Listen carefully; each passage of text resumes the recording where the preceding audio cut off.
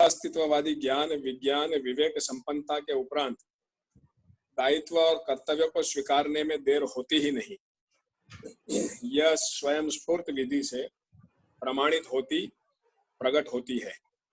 इन सब को भली प्रकार से परीक्षण निरीक्षण कर निश्चित किया गया है। हर नर नारी इसको परीक्षण पूर्वक सत्यापित कर सकते हैं। यह मानव परंपरा के लिए महत्वपूर्ण प्रेरणा रही है। यह हमने कल देखा हुआ पैराग्राफ है ना। थोड़ा पीछे से हम लोग शुरू कर रहे हैं, इसलिए मुझे लगता है कि ये समझने की मतलब अभी समझाने की जरूरत नहीं है। फिर भी किसी को लगे यहाँ इसमें कुछ पूछने जैसा है या बात रखने जैसा है तो बात कर सकते हैं। आगे बढ़ता हूँ। हर मानव जीवन और शरीर के संयुक्त रूप में प्रकाशमान विद्यमान है। हर मानव अपने स्वीकृति के आधार पर ही निर्णय लेकर जीता रहता है। ऐसे विचार पूर्वक निर्णय लेने के मूल में ज्ञान विज्ञान विवेक के संतुलन को अनुभव करना, स्वीकार करना, प्रमाणित करने के लिए प्रवृत्त होना और प्रमाणित करना। प्रमाणित करने का क्रम और प्रक्रिया समग्र व्यवस्था में भागीदारी के रूप में ही होना पाया जाता है।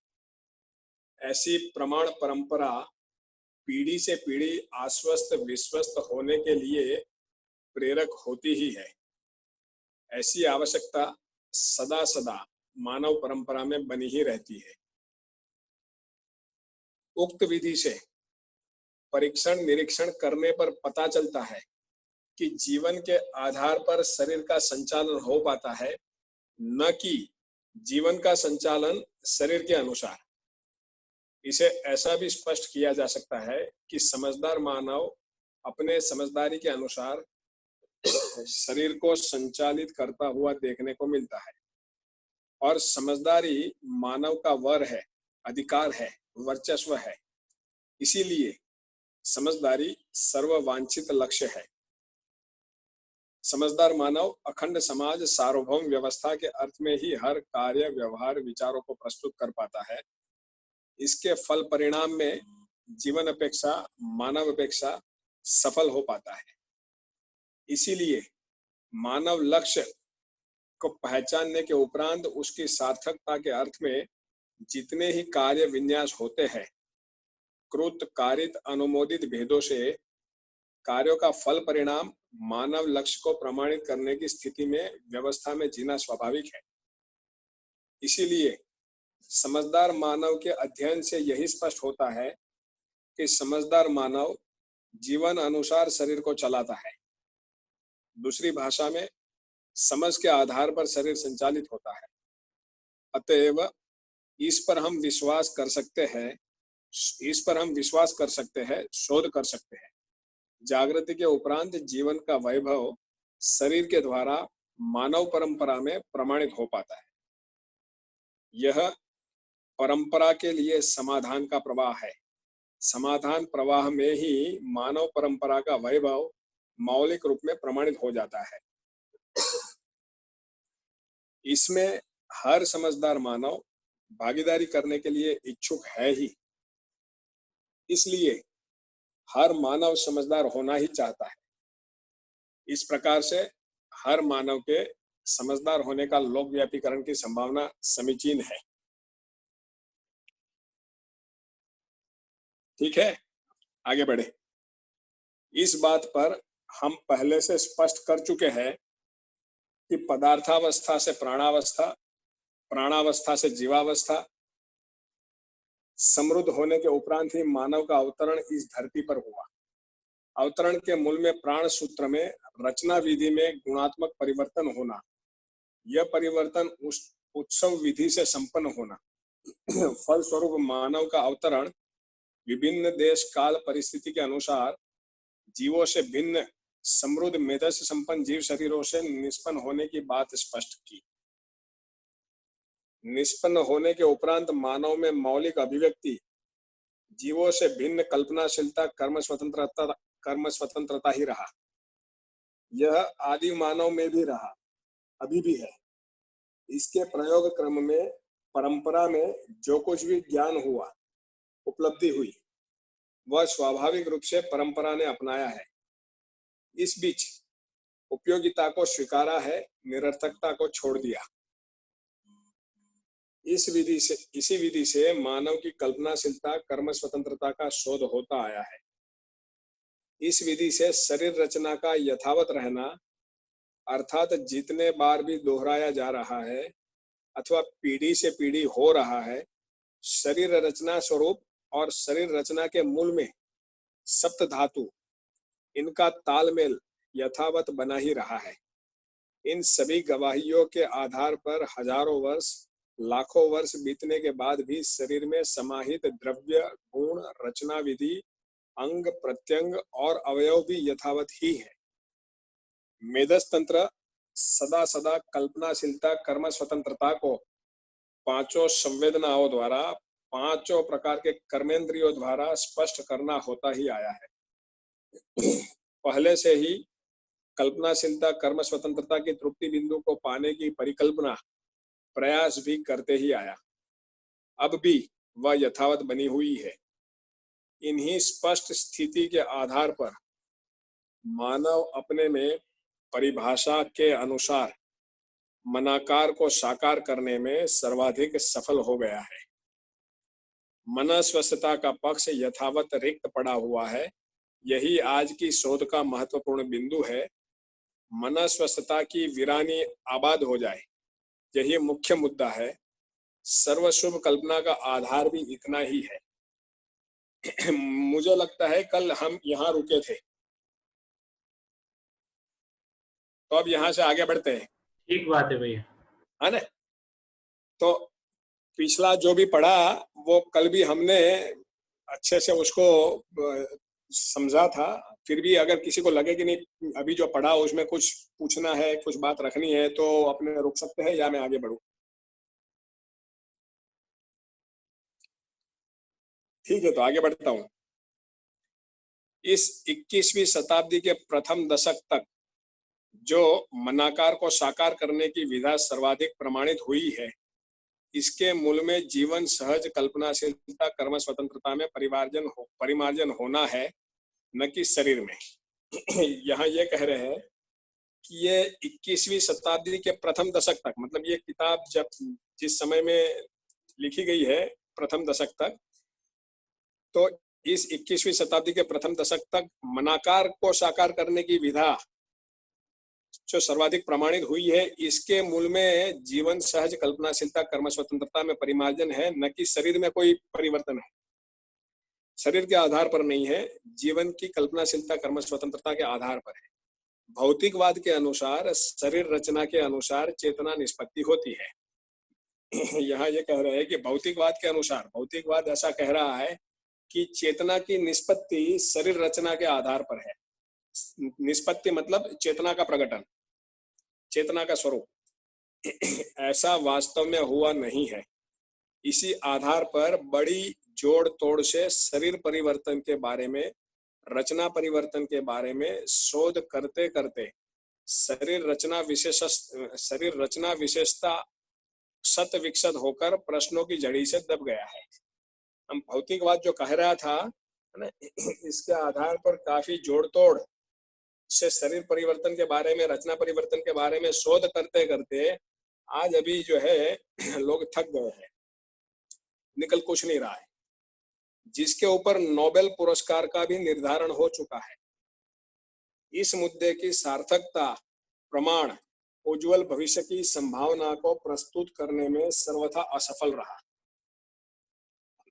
किस चीज को प्रस्तुत करने में? शरीर रचना के अनुसार चेतना निष्पत्ति की बात को प्रमाणित करने के अर्थ में, प्रस्तुत करने के अर्थ में सर्वथा असफल रहा। थोड़े समय पहले से ही शरीर रचना विज्ञान के अनुसार रक्त की प्रजातियों की संख्या निश्चित हो गई। बाकी सब पहले से निश्चित थी। रक्त की प्रजातियों की संख्या मतलब ये मुझे लगता है कि ये व्हाइट सेल्स में इतने जो है, इतने मिलियंस जो है उसके वो होने चाहिए, उसकी बात कर रहे हैं रक्त की प्रजातियों। A+ ऐसे भैया। हाँ जी, A+, B+, AB+, माइनस, वो जो ग्रुप, ब्लड ग्रुप, वो ग्रुप हो गया। लेकिन जो है ना, कहते हैं ना कि 4.5 लाख से नीचे हो जाए तो ये हो गया, 1.5 लाख से नीचे ये आपके अंदर जो blood cells, white cells, red cells, शायद जो है वो उसकी संख्या की बात है ना, तो रक्त की प्रजातियों की संख्या मुझे शायद ये दिख रहा है। नहीं नहीं, प्रजाति मतलब ब्लड ग्रुप नहीं, लेकिन संख्या की बात करें यहाँ जो है ना, रक्त की प्रजातियों की संख्या, तो ब्लड ग्रुप में जो है संख्या तो नहीं नहीं भैया, संख्या मतलब ए एक हो गया, बी दूसरा हो गया, इस तरह से संख्या। नहीं तो वो तो हाँ, मतलब ग्रुप। उसके अलावा अभी जो है ना, ये बता रहे हैं ना कि इसमें जो है 1.5 लाख से नीचे चला गया, तो मतलब अभी जो है ये सेल्स इतने कम हो गए हैं, रक्त ब्लड सेल्स, शायद जो है, मैं इसको ऐसे समझ रहा हूँ, लेकिन फिर भी जो है ना, इसको किसी को अगर एकदम पक्का है तो ठीक है, फाल्गुनी बेन, है ना? हाँ भैया। हाँ ठीक है। रक्त की प्रजातियों की संख्या निश्चित हो गई, बाकी सब पहले से निश्चित थी। सभी मानव में मेदस तंत्र सब में समान है। यहाँ कह रहे हैं सभी मानव में मेदस तंत्र सब में समान है, यह भी पता लग गया। इसमें जाति, मत, संप्रदाय, रंग, नस्ल, भाषा, देश, काल की कोई दखलंदाजी नहीं है। मेदस तंत्र के संदर्भ में ये सभी निष्कर्ष शरीर रचना के अनुसार चेतना बहती है, ऐसा जो सोचते रहे वह गलत सिद्ध हो चुकी है ना? तो मतलब इसके आधार पर ये बात स्पष्ट हो चुकी है कि शरीर रचना के आधार पर चेतना बहती है, वो गलत सिद्ध हो चुकी है। इसी आधार पर क्लोनिंग तकनीकी की मूल मान्यता है कि एक मेधावी व्यक्ति, जिसको हम मेधावी कहते हैं, के प्राण सूत्रों को परिवर्धित करने पर उनके जैसा ही समान शरीर तैयार हो सकता है, वैसी ही चेतना भी तैयार हो सकती है।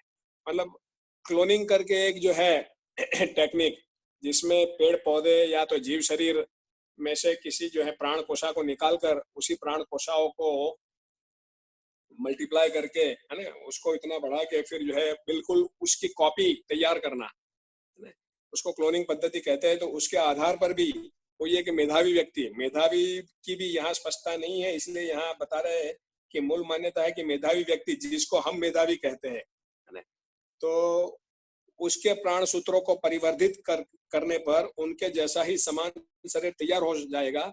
और शरीर के आधार पर जो है, शरीर जैसे अगर मेधावी व्यक्ति का शरीर है तो उसकी चेतना भी जो है उसमें से मेधावी चेतना प्रकट होगी। उसके आधार पर बहुत कुछ काम किया, लेकिन यह भी भ्रम सिद्ध हो गया। इसी के साथ व्यापार विधा में, क्लोनिंग तकनीकी में जो विशेषज्ञ है, उनकी यह घोषणा, अपने प्रतिरूप को प्राप्त कर लो, भी अर्थहीन हो गई। पहले ये मान्यता थी कोई अच्छे बुद्धिमान व्यक्ति का 1 इंच चमड़े से हजारों, लाखों, अरबों अच्छे आदमी को तैयार कर लेंगे। जब तैयार कर लेंगे, कोई भी इनको अपने संतान के रूप में अपना लेंगे, क्योंकि सभी अपने संतान को बुद्धिमान बनाना चाहते हैं। इसी क्रम में यत्न प्रयत्न करके देखा गया। इसमें अभी तक किए प्रयोगों में जिन भेड़, बकरी, जीव जानवर के साथ प्रयोग किया गया, मानव के साथ प्रयोग किया, वह हुबहू वैसे ही नहीं हो पाया, आंशिक व्यतिरेक बना ही रहा। यहाँ ये पैराग्राफ खत्म होता है ना? मुझे लगता है कि बहुत सरल भाषा में स्पष्ट रूप से यहाँ बताया है। फिर भी अगर किसी को कुछ पूछना है, कुछ बात करनी है तो रोक सकते हैं, वरना मैं आगे बढ़ूं।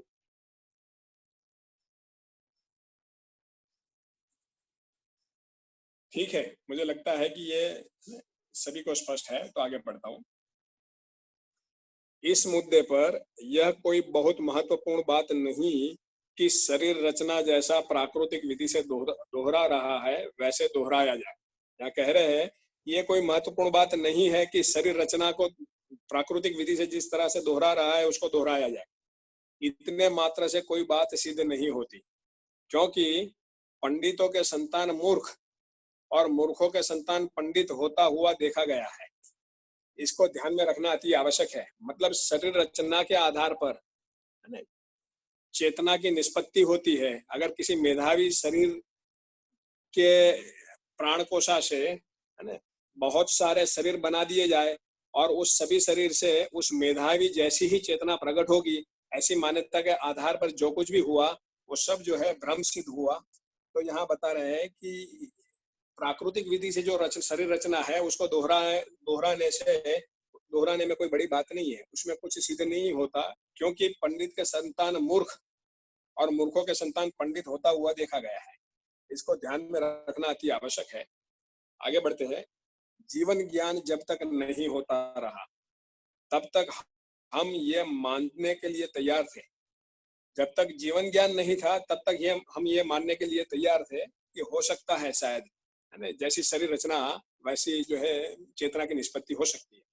जीवन ज्ञान जब तक नहीं होता रहा तब तक हम यह मानने के लिए तैयार थे, बाध्य थे कि वंश के अनुसार रूप, गुण, संस्कार होते हैं। इस प्रकार की मान्यता के साथ जातिवादी, वंशवादी श्रेष्ठता की बहस और वकालत पहले चली। कुछ लोग जो अपने वंश को श्रेष्ठ मानते थे, कुछ लोग जो है अपनी नस्ल को श्रेष्ठ मानते थे, उस रूप में जो है पहले बहुत कुछ चला। ये सब आज की स्थिति में टूट चुकी है। ब्रह्मवाद, आत्मवाद, जातिवाद, नस्लवाद, ये सभी वाद विवादग्रस्त हो चुके हैं। ब्रह्मवाद मानी जो है रहस्यमय ईश्वरवाद के आधार, रहस्यमय आदर्शवाद ईश्वरवाद के आधार पर जो ब्रह्मवाद है ना, जहां आत्मा स्पष्ट नहीं हुआ है और आत्मवाद की बात है। जातिवाद, नस्लवाद, ये सभी वाद विवादग्रस्त हो चुके हैं। फलस्वरूप शंकाओं का घेरा बलवती होता जा रहा है। शरीर रचना के आधार पर चेतना निष्पन्न होने बहने का जो आश्वासन था वह भी विवादग्रस्त हो गया। अब आदमी कहाँ जाए, यही मुख्य मुद्दे की बात है। इसी 21वीं शताब्दी के पहले दशक तक 20वीं शताब्दी के अंतिम दशक से शुरू हुई एक विकल्पात्मक प्रस्ताव, सह अस्तित्ववादी विश्व दृष्टिकोण मानव को एक अखंड समाज के रूप में जाति, धर्म, समझ अर्थात ज्ञान, विज्ञान, विवेक और जीवन अर्थात चैतन्य इकाई में समानता, अक्षय शक्ति, अक्षय बल के समानता और जागृति के स्वरूप में समानता को बोध कराने के लिए अध्ययन विधि प्रस्तुत हो चुकी है। यहाँ कह रहे हैं कि वो सब जो है विवादग्रस्त होके ध्वस्त हो गए। अब आदमी कहाँ जाए, यह मुख्य मुद्दे की बात है। तो इस 21वीं शताब्दी के पहले दशक तक और 20वीं शताब्दी के अंतिम दशक से शुरू हुई एक विकल्पात्मक प्रस्ताव, जिसको हम अभी समझ रहे हैं, पढ़ रहे हैं, जिसका अध्ययन कर रहे हैं, वो प्रस्तुत हो चुकी है। इसी क्रम में जीवन तृप्ति और मानव तृप्ति की एक रूपता को पहचानने की आवश्यकता है, सार्थक बनाने की आवश्यकता है। इस विधि से अर्थात सह अस्तित्ववादी नजरिए से मानव शरीर और जीवन के संयुक्त रूप में विद्यमान है, प्रकाशमान है। ऊपर कही सारी कहानी के तात्पर्य में मानव शरीर में कोई विकास होना नहीं और शरीर में कोई विकास होता नहीं। जो कुछ भी महिमा आदि मानव से अत्याधुनिक मानव तक प्रकाशित हुई है, यह सर्व मानव में पाए जाने वाली कर्म स्वतंत्रता, कल्पनाशीलता की अभिव्यक्ति है। मुझे लगता है ये समझ में आए वैसा ही है, तो मैं पढ़ते जा रहा हूँ। किसी को लगे कि नहीं यहाँ तो रुकना है, कुछ पूछना है तो आगे बढ़ते। आज तो रुकते हैं, बात करेंगे। जो कुछ भी महिमा आदि मानव से अत्याधुनिक मानव तक प्रकाशित हुई है, यह सर्व मानव में पाए जाने वाली कर्म स्वतंत्रता, कल्पनाशीलता की अभिव्यक्ति है। यह भी स्पष्ट हो गई है। इसके तृप्ति बिंदु को शोध अनुसंधान करते हुए, अर्थात कर्म स्वतंत्रता का शोध अनुसंधान करते हुए सुखी होने की आकांक्षा ही है। इसी क्रम में मनाकार को साकार करना सार्थक हो गया। सुखी होने के प्रयास में सुखी होने के लिए शोध अनुसंधान करते हुए मनाकार को साकार करना सार्थक हो गया। मूल आशय तो सुखी होने का ही रहा, लेकिन जितनी चेतना की जो स्थिति थी उस स्थिति के अनुसार पहले मनाकार को साकार करना हो गया। और ये भी जो है कल्पनाशीलता, कर्म स्वतंत्रता की अभिव्यक्ति जीवन की महिमा है, न कि शरीर की, क्योंकि शरीर प्राणावस्था की द्रव्य वस्तु प्रक्रिया से ही संपादित हुआ है। ये पूरा रचना प्राण कोशा प्रधान है। ये प्राण कोशा है, अपने क्षमता से अधिक होना संभव नहीं। तो मानव शरीर रचना के लिए जितना औकात स्थापित हुई वह यथावत दोहराता हुआ दिखाई पड़ती है। कर्म स्वतंत्रता, कल्पनाशीलता, मानसिकता जो सर्व मानव में देखने को मिल रहा है, यह मानसिकता मूल स्वरूप में जीवन जागृति की ही एक प्रक्रिया है। तो बाबा जी यहाँ कह रहे हैं कि मूल में जीवन तृप्ति और मानव तृप्ति की एक रूपता को समझने की आवश्यकता है, उसी को सार्थक बनाने की आवश्यकता है। इस विधि से सहअस्तित्ववादी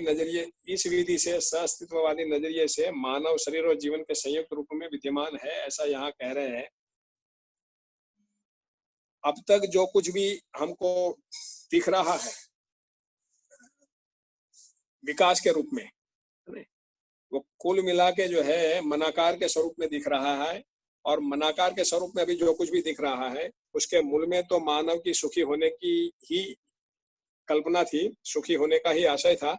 लेकिन वो उस प्रयास में उसने जो भी शोध किया, अनुसंधान किया, उसमें मनाकार को साकार करना बन गया, और ये मनाकार को साकार करना बन गया। उसके मूल में भी जो है देखे तो कल्पनाशीलता, कर्म स्वतंत्रता की ही अभिव्यक्ति है, जीवन की ही अभिव्यक्ति है, न कि शरीर की। इतना कह रहे हैं। आगे बढ़ते हैं। जीवन में निरंतर संपन्न क्रियाकलापों में से मन एक क्रिया है। जीवन क्रिया की बात शुरू यहाँ कह रहे हैं। जीवन में निरंतर संपन्न क्रियाकलापों में से मन एक क्रिया है। दूसरी क्रिया है वृत्ति यानी विचार। तीसरी क्रिया है साक्षात्कार यानी कि चित्त। किसी को समझने के लिए, अर्थ स्वीकृति के लिए, अर्थपूर्वक वस्तु स्वीकृति के लिए जो प्रायोजित है, जैसे पानी शब्द के साथ ही पानी रूपी वस्तु को अस्तित्व में स्वीकारने की क्रिया, यह चित्त क्रिया है। तो यहाँ कह रहे हैं कि किसी भी वस्तु को समझने के लिए, अर्थ की स्वीकृति के लिए, अर्थपूर्वक वस्तु स्वीकृति के लिए जो प्रायोजित है, जो चीज है, वो चित्त है ना। चित्त क्रिया है जहाँ यह सब समझ में आता है। इसी प्रकार बुद्धि में बोध क्रिया निश्चयता, स्थिरता को स्वीकारने की अर्हता है। अस्तित्व में जो निश्चित है और जो स्थिर है उसको स्वीकारने की अर्हता मतलब योग्यता है। जिस क्रिया में है उस क्रिया का नाम बुद्धि है। तो इसी को दूसरी भाषा में सत्य, धर्म, न्याय को दृढ़ता पूर्वक स्वीकारने की क्रिया है, बोध क्रिया की बात। पांचवी क्रिया अनुभव क्रिया की महिमा नित्य समाधान, नित्य सुख, शांति, संतोष, आनंद के रूप में सत्य को स्वीकारने, प्रमाणित करने और आनंद रूपी आश्वासन से परिपूर्ण होने की क्रिया है। जो पांचवी क्रिया है अनुभव क्रिया, इसके लिए यहाँ कह रहे हैं कि अनुभव क्रिया की महिमा नित्य समाधान, नित्य सुख, शांति, संतोष, आनंद के रूप में सत्य को स्वीकारने, प्रमाणित करने और आनंद रूपी आश्वासन से परिपूर्ण होने की क्रिया है। ये पांचों क्रियाएं जीवन बल के रूप में कार्य करता हुआ स्पष्ट होता है। ये पांचों क्रियाएं, कौन सी पांच क्रिया? तो मन, वृत्ति, चित्त, बुद्धि, आत्मा, ये पांचों क्रियाएं जीवन बल के रूप में कार्य करता हुआ स्पष्ट होता है। अनुभव ही प्रमाण है, इसका फलन आनंद है, जीवन स्वत्व है।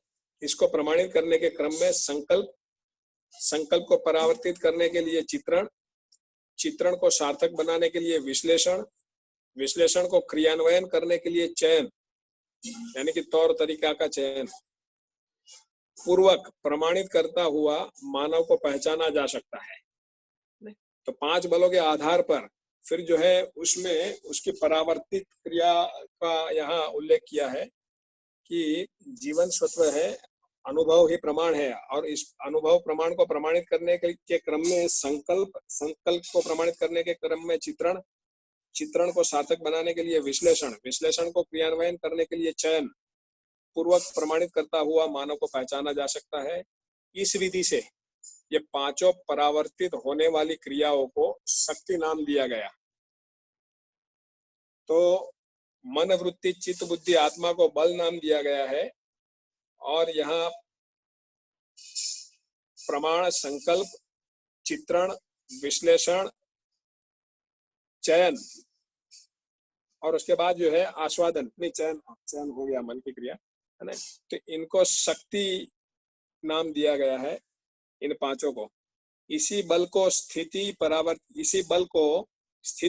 परावर्तित करने वाले क्रिया को गति नाम दिया है।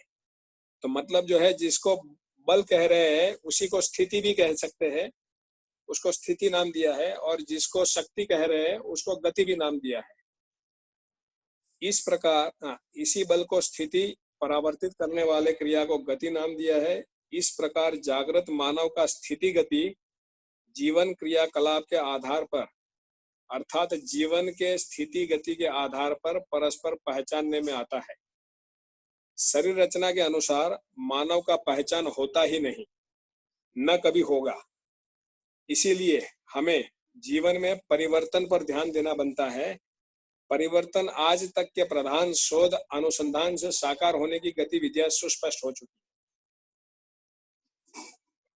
शेष भाग मनस्वस्थता है, उसे सहअस्तित्ववादी दृष्टिकोण से सुस्पष्ट होने वाली ज्ञान, विज्ञान, विवेक संपन्नता पूर्वक अखंड समाज सार्वभौम व्यवस्था में भागीदारी पूर्वक मानव आकांक्षा और जीवन आकांक्षा को सार्थक बना सकते हैं। मतलब यहाँ कह रहे हैं कि परिवर्तन आज तक के प्रधान शोध अनुसंधान से साकार होने की गतिविधियां सुस्पष्ट हो चुकी है। तो मुझे लगता है कि ये मनाकार के संदर्भ में यहाँ कह रहे हैं। और उसके बाद मनाकार के बाद जो शेष भाग है मनस्वस्थता का, वो शेष भाग के लिए यहाँ कह रहे हैं कि शेष भाग मनस्वस्थता है, उसे सहअस्तित्ववादी दृष्टिकोण से सुस्पष्ट होने वाली ज्ञान, विज्ञान, विवेक संपन्नता पूर्वक अखंड समाज सार्वभौम व्यवस्था में भागीदारी पूर्वक मानव आकांक्षा और जीवन आकांक्षा को सार्थक बना सकते हैं। इसे हर नर नारी प्रयोग पूर्वक प्रमाण प्रस्तुत कर सकते हैं। यहाँ ये 16वां अध्याय समाप्त होता है। अब इतनी चर्चा में किसी को कुछ बात रखनी है, कुछ बात पूछनी है तो उस पर चर्चा हो सकती है, नहीं तो मुझे लगता है कि अभी हमारे पास काफी समय है, तो 17वां अध्याय हम शुरू कर सकते हैं। पाठक भैया है तो वो शुरू करेंगे।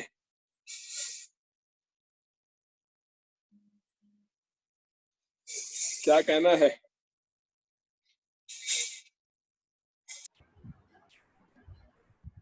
तो मैं ये कह रहा था कि हम लोग मानव कर्म दर्शन का अध्याय 3 और अध्याय 3 में 17वें बिंदु ज्ञान ज्ञाता ज्ञेय के ऊपर जो है चर्चा कर रहे हैं। और चर्चा के जो मुद्दे हैं जो इसमें लिखे हुए हैं वो ज्ञान ज्ञाता ज्ञेय के साथ दर्शन, दृष्टा, दृश्य, ध्यान, ध्याता, ध्येय, कारण, कर्ता, कार्य, साध्य, साधक और साधन है। तो मैंने ये कहा कि इन मुद्दों को समझने के लिए 3 दृष्टिकोण हमको परंपरा में देखने को मिलते हैं।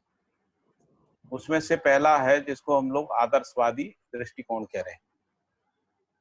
दूसरा जो दृष्टिकोण है जिसको भौतिकवादी दृष्टिकोण कह रहे हैं, और तीसरा जो दृष्टिकोण है जो श्रद्धेय बाबा जी ने प्रतिपादित किया है जिसको हम लोग सहअस्तित्ववादी दृष्टिकोण कह रहे हैं।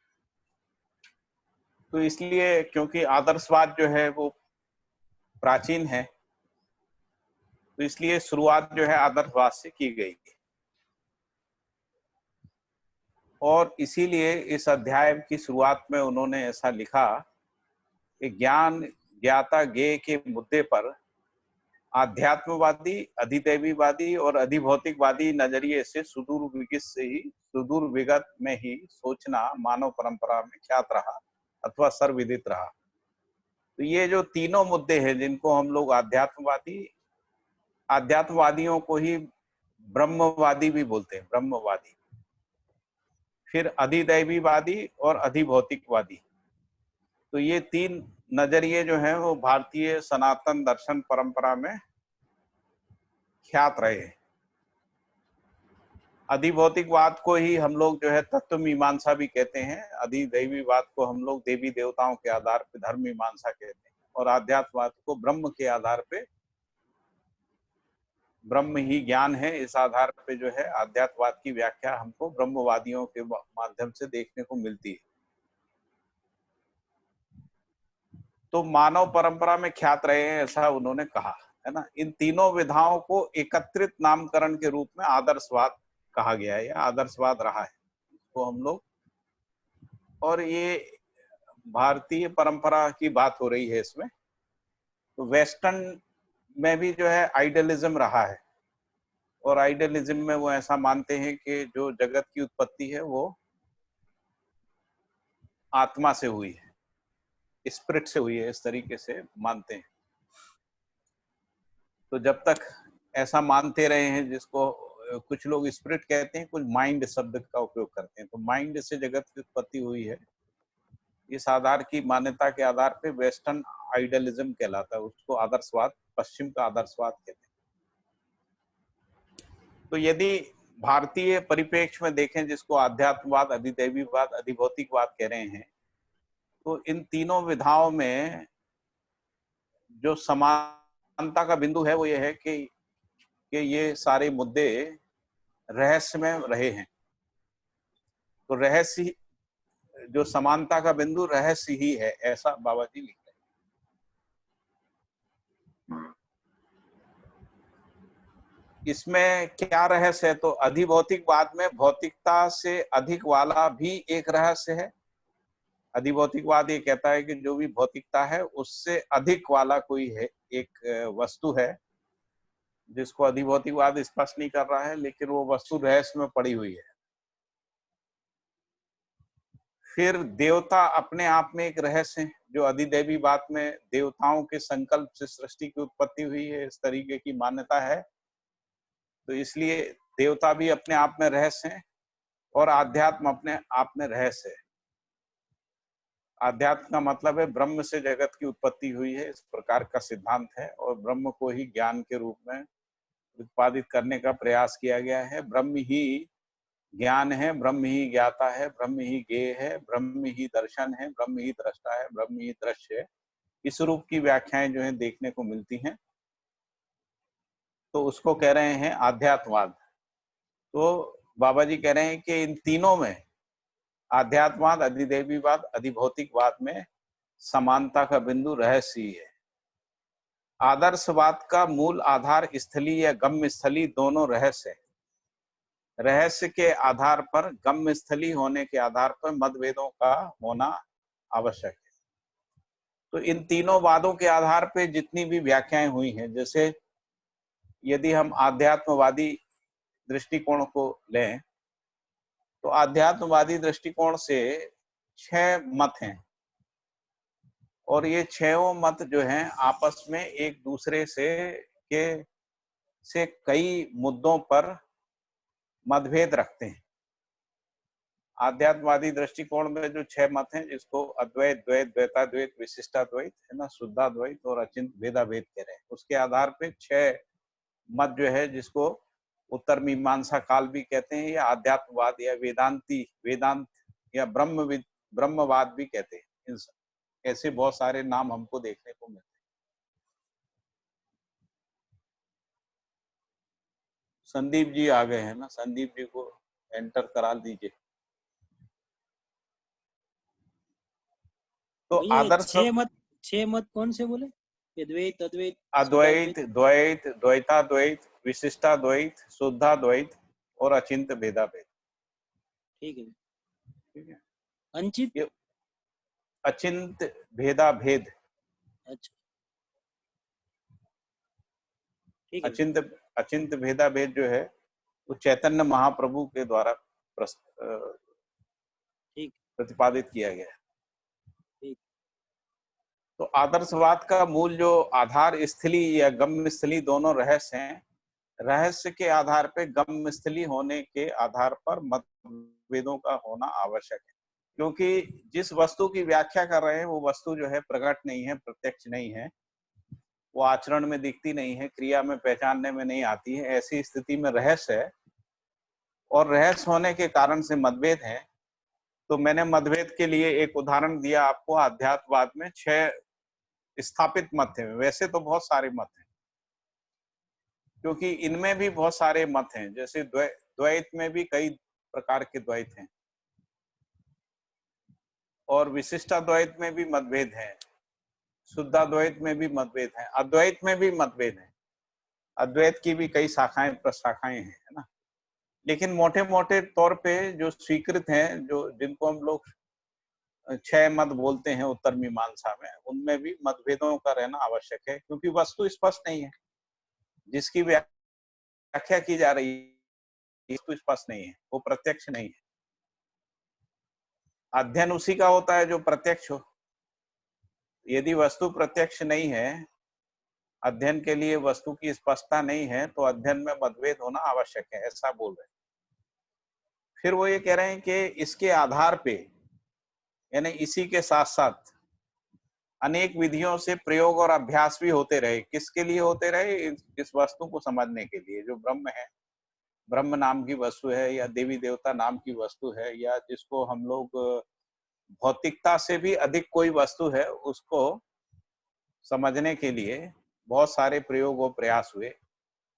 जितने भी प्रकार से इन विधाओं में प्रयास हुए हैं, उसमें अभ्यास, साधन, साधना, योग, ध्यान से लेके पूजा पाठ प्रार्थना तक, ऐसे बहुत सारे, इन सभी कृत्यों के फलन के रूप में जो आश्वासन मिलता है, भाई ये सब करने से क्या होगा, तो वो आश्वासन ये मिलता है कि मोक्ष और स्वर्ग,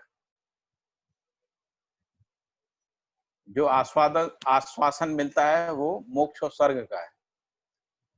अब यदि कोई पूछे कि मोक्ष क्या है, तो मोक्ष भी एक रहस्य है और स्वर्ग भी एक रहस्य है। स्वर्ग के बारे में तो बहुत सारा चित्रण किया गया है, लेकिन आज जब विज्ञान युग में बहुत सारे प्रश्न खड़े हो गए हैं, तो स्वर्ग भी एक रहस्य बन के रह गया है। और इसलिए स्वर्ग संबंधी जो व्याख्याएं हैं, यदि आप उनको देखेंगे तो विज्ञान युग आने के बाद उन व्याख्याओं में काफी अंतर आ गया। पहले तो ऐसा बोलते थे कि मरने के बाद कोई यमराज जैसा कोई व्यक्ति आएगा भैंसे पे बैठ के, और वो आपको स्वर्ग या नर्क में ले जाएगा। और स्वर्ग जो है कोई एक ऐसी स्थान है, इसी ब्रह्मांड में कोई एक स्थान है जहाँ मरने के बाद जो है, और कुछ ऐसी भी कहानियां पढ़ने को मिलती हैं कि कुछ लोग सशरीर भी स्वर्ग गए, ऐसा भी कुछ पढ़ने को मिलता है। तो इन सब को देखने के बाद यही समझ में आता है कि मोक्ष और रहस्य जो है, मोक्ष रहस्य में ही रहा और स्वर्ग भी एक रहस्य में ही पड़ा रहा, ऐसा समझ में आता है। और यही गम्य स्थली कहलाता रहा। यानी जो भी हम अभ्यास, साधना, योग, ध्यान, पूजा पाठ प्रार्थना आदि करते हैं, उससे मिलने वाली जो वस्तु है, जिसका आश्वासन जो है अधि आध्यात्मवादी, अधिदैवीवादी या अधिभौतिकवादी वांग्मयों में देखने को मिलता है, वो मोक्ष और स्वर्ग है। और मोक्ष भी एक रहस्य है और स्वर्ग भी एक रहस्य है, और यही गम्य स्थली कहलाता रहा।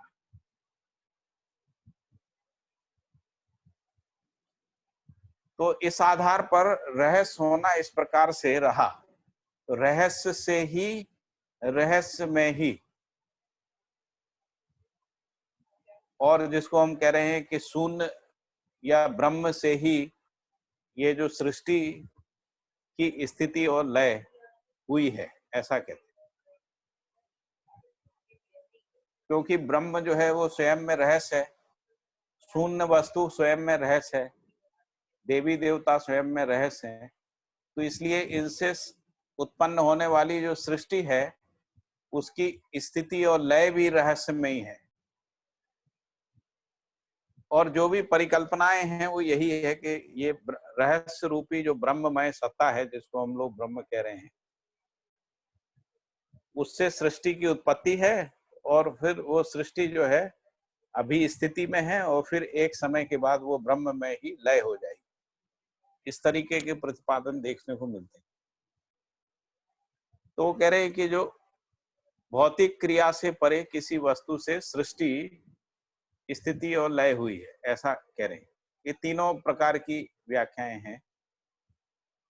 इस प्रकार शुरुआत रहस्य से और अंत रहस्य में हुआ, आदर्शवाद की ये परिणति है, ऐसा कह रहे हैं। फिर वो कह रहे हैं कि अंत सुभद रहस्य, सुभद इसलिए कह रहे हैं क्योंकि स्वर्ग और मोक्ष में आनंद की कल्पना की गई। तो सुभद रहस्य स्वर्ग और मोक्ष से सुबद इसलिए क्योंकि स्वर्ग और मोक्ष को आनंद है, रहस्य इसलिए क्योंकि रहस्य में ही इसका अंत होने से है। तो इसलिए इसका अंत जो है रहस्य में ही हुआ। इन्हीं तीनों प्रकार की संयुक्त आशय रूपी आदर्शवाद के अनुसार दृष्टा, दृश्य और दर्शन के बारे में यदि देखें तो जिसको हम लोग ब्रह्मवादी कहते हैं, ब्रह्मवादियों के अनुसार यानी आध्यात्मवादियों के अनुसार ब्रह्म ही दृष्टा है, ब्रह्म ही अपने संकल्प के अनुसार दृश्य यानी सृष्टि को उत्पन्न करता है और ब्रह्म ही दर्शन करने वाली दृष्टि है। ऐसा ब्रह्मवादियों के अनुसार कहा गया। वैसे ही अधिदैवी वाले भी कहते हैं। तो अधिदैवी वाले यानी जो बाबा जी कह रहे हैं कि जो दस्तावेजों के अनुसार पढ़ने में मिलता है उसमें 3 मत है, शक्ति विद्या, शिव विद्या और विष्णु विद्या। इन 3 विद्याओं को सम्मिलित रूप से अधिदैवी बात कह रहे हैं। जैसे अभी आपको बताया कि आध्यात्मवाद में 6 मत हैं, ऐसी अधिदैवी बात में 3 विद्याएं मुख्य रूप से प्रतिष्ठित हैं।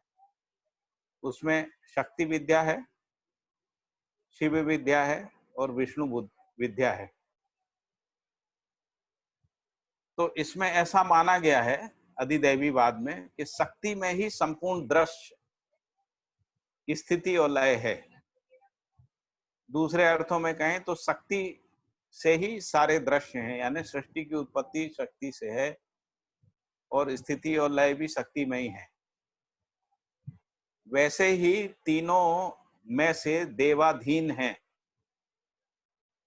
यानी जो दृश्य, स्थिति और लय है वो देवों के अधीन है और देव जो है वो शक्ति, शिव और विष्णु के रूप में है। और भी देव हैं लेकिन देवों के देव जो हैं वो उनको जो है शिव, शक्ति और विष्णु के रूप में माना गया है। तो कह रहे हैं कि जो सभी दृश्य इसलिए हैं कि दृश्य रूपी देवताओं का संकल्प है। तो जो भी हमको पृथ्वी और पृथ्वी में जो भी हमको दृश्य दिखता है या इस पूरी गैलेक्सी में जो भी दृश्य दिखता है वो दृश्य इसलिए है क्योंकि वो देवताओं का संकल्प है। बाइबल में भी ऐसे ही देखने को मिलता है। बाइबल के शुरुआत में यदि आप पढ़ेंगे तो उसमें लिखा है कि पहले दिन ये हुआ, दूसरे दिन ये हुआ, 7वें दिन जो है पूरी सृष्टि की उत्पत्ति हो गई। ऐसा मानव तक पहुंचने की कहानी 7 दिन में पूरी हो गई। तो हमारे यहाँ भी ऐसे ही है कि देवताओं के संकल्प से सृष्टि की उत्पत्ति हुई, जिसको अधिदैवीवाद बोल रहे हैं। तो अधिदैवीवाद में देवता ही दृष्टा है और दर्शन करने वाला भी देवता ही है। इसी प्रकार अधिभौतिकवाद के अनुसार भी भौतिकता से अधिक ताकतवर कोई रहस्यमयी सत्ता है, वही दृष्टा है, दृश्य है, दर्शन है। ऐसी होने की बात जो है कही गई। इसी क्रम में ज्ञान ज्ञाता ज्ञेय के बारे में भी बात की गई। तो ज्ञान ज्ञाता ज्ञेय के बारे में भी यही कहा गया कि ब्रह्म ही ज्ञान है, ब्रह्म ही ज्ञाता है, ब्रह्म ही ज्ञेय है। इसी तरीके से ज्ञान ज्ञाता ज्ञेय के बारे में अधिदैवीवाद में ये कहा कि देवता ही ज्ञाता है, देवता ही ज्ञेय है, देवता ही ज्ञान है। इस तरीके की बात आई। और अधिभौतिकवाद से भी इसी तरीके की व्याख्याएं हैं। तो इसको लिखा है कि ब्रह्म अथवा देवता स्वयं में ज्ञान ज्ञाता ज्ञेय के रूप में है और जो ब्रह्म और देवता है वही ध्यान, ध्याता, ध्येय, ये सब भी वही हैं। और कारण कार्यकर्ता के रूप में भी ईश्वर या देवता को ही मानते हैं। इसीलिए हम लोग ये कहते हैं कि इस सृष्टि का जो पत्ता पत्ता है वो ईश्वर की मर्जी से हिलता है, ऐसी मान्यता है। इसीलिए कर्ता के रूप में भी वही है, कार्य के रूप में भी वही है। गीता को आप पढ़ेंगे, गीता के विराट रूप में, तो उसमें कर्ता कारण कार्य के रूप में जो है ईश्वर को ही बताया गया। ये पहले की आवाज के रूप में रहा। तो इसको कह रहे हैं कि ये हमारी भारतीय सनातन परंपरा में यदि अपन देखते हैं तो अधिभौतिकवाद, अधिदैवीवाद और आध्यात्मवाद। तो इसमें सबसे प्राचीन जो है वो अधिभौतिकवाद है, उसके बाद अधिदैवीवाद आया, फिर अभी आध्यात्मवाद। इस समय आध्यात्मवाद है भारतीय परंपराओं में। तो बाबा जी कह रहे हैं कि ये पहले की आवाज के रूप में ऐसा रहा, उसका उन्होंने व्याख्या कर। अब इसके बाद क्या हुआ, भौतिकवादी विचार आ गया। इसमें सुरेंद्र भैया, पूछिए, सुरेंद्र बताइए भैया, ये बताइए इसमें बताइए। जो अधि जो देवीवाद है, इसमें जो शक्ति और विद्या और शिव, ये जो तीनों कह रहे हैं, तो ये जी तीनों का थोड़ा सा और आपके पास और स्पष्ट करने के लिए कुछ सूचना है क्या? आप थोड़ा और स्पष्ट कर सकते हैं तीनों चीजों को क्या क्या बोला गया है अलग से? ये जो शक्ति विद्या है उसमें ये कहा गया कि शक्ति से और जगत की उत्पत्ति है, जिसको हम लोग शाक्त विद्या भी बोलते हैं। शाक्त विद्या, शाक्त विद्या का मतलब है शक्ति से जगत की उत्पत्ति हुई। शाक्त विद्या का जो ईष्ट है वो देवी है, और देवी की उपासनाएं जो है हमारे यहाँ जो संप्रदाय करता रहा है उसको शाक्त बोलते हैं, जो शक्ति के उपासक। दूसरे प्रकार का है जो जिसको शिव कहा गया है कि शिव से ही जगत की उत्पत्ति है। विष्णु पुराण को पढ़ेंगे तो आप उसमें मिलेगा कि जो शिव से ही जगत की उत्पत्ति हुई। और शिव जी से जगत की उत्पत्ति को मानने वाला जो संप्रदाय है उसको शैव बोलते हैं, शैव, शिव को मानने वाला। अच्छा और जी तीसरे प्रकार के जो लोग रहे हैं जो विष्णु को मानते हैं। तो ये जो शिव और शक्ति है उसको वो जी कहते हैं कि वो जो है परोक्ष है, और विष्णु जो है साकार है, या उसको निराकार भी बोलते हैं शिव शक्ति। लेकिन यदि आप इनकी किताबें पढ़ेंगी तो उसमें सब में शक्ति के साकार रूप का भी वर्णन है ना। तो जैसे शक्ति जो है दुर्गा, काली, भैरवी, मातंगी आदि आदि बहुत प्रकार की शाक्त परंपराओं में उपासनाएं हैं। खासकर जो जी भारत का एक बड़ा तबका है जो 10 महाविद्याओं की साधना करता है, जिसको काली, भैरवी, मातंगी, धूमावती आदि बोलते हैं ना। तो ये 10 महाशक्ति के रूप में, और इन 10ओं के ऊपर भी कोई एक सर्वोच्च शक्ति है ना, उस शक्ति को भी दुर्गा के रूप में मानते हैं। तो इसलिए इसको शक्ति विद्या बोलते हैं। फिर शिव विद्या, विष्णु विद्या, विष्णु को साकार ब्रह्म के रूप में मानते हैं, और इसीलिए विष्णु के अवतार के रूप में ही राम, कृष्ण आदि को स्थापित करने का प्रयास किया। तो विष्णु विद्या के अनुसार जो है जो देवता है वो साकार रूप में है। तो इसलिए विष्णु को साकार ब्रह्म भी बोला गया। जब इसको ब्रह्मवाद में ले गए विष्णु को, तो जो आध्यात्मवादी लोग हैं उन्होंने विष्णु को कहा कि वो साकार ब्रह्म है। अब साकार ब्रह्म का क्या मतलब होता है, तो उन्होंने कहा ये जितना भी विराट रूप है, ग्रह गोल, नक्षत्र, तारा मंडल, ये सब विष्णु ही है, ऐसा विष्णु का व्याख्या कर दिया। तो वो आध्यात्मवाद में उसको जितना भी हम लोग ग्रह गोल, नक्षत्र, तारा मंडल देख रहे हैं, इसको ब्रह्म का शरीर बोल दिया, और ब्रह्म के शरीर के रूप में इसको साकार ब्रह्म बोल दिया। लेकिन साकार ब्रह्म की अवधारणा से पहले विष्णु को एक देवता के रूप में माना गया, और इसीलिए बहुत सारी कहानियां पढ़ने को मिलेंगी कि विष्णु जी ने ये किया, विष्णु जी ने वो किया, विष्णु जी ने किसी को श्राप दे दिया, किसी को वरदान दे दिया, फिर उस वरदान वाले ने फिर को तमाशा खड़ा किया, फिर विष्णु जी ने मोहिनी रूप धारण करके उसको नष्ट किया, आदि आदि ऐसी सैकड़ों कहानियां मिलेंगी। तो ये जो विष्णु विद्या को मानने वाले जो लोग हैं वो वैष्णव संप्रदाय के हैं। तो हमारे यहाँ मूल रूप से ये 3 संप्रदाय थे जिनको हम लोग शैव, शाक्त और वैष्णव बोलते हैं। इसके अलावा बाद में बहुत बाद में जाके एक गाणपत्य संप्रदाय आया जो गणपति की उपासना करने वाले लोग हैं। उसमें भी ढेर सारी शाखाएं प्रशाखाएं हैं। बहुत ज्यादा उसका प्रचार प्रसार जो है महाराष्ट्र में देखने को मिलता है। जो महाराष्ट्र की संत परंपरा रही है वो गाणपत्य परंपरा को का पोषण करती रही।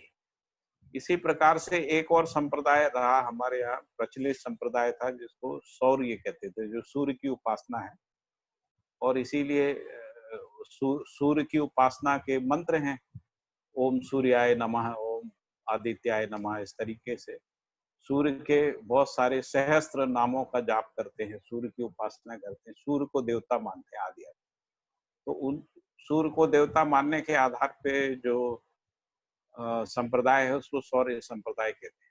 तो आदि शंकराचार्य जी के पहले की बात है ये, या अपन कहें कि जो ब्रह्मवादियों के पहले तक इनका बहुत प्रभाव था।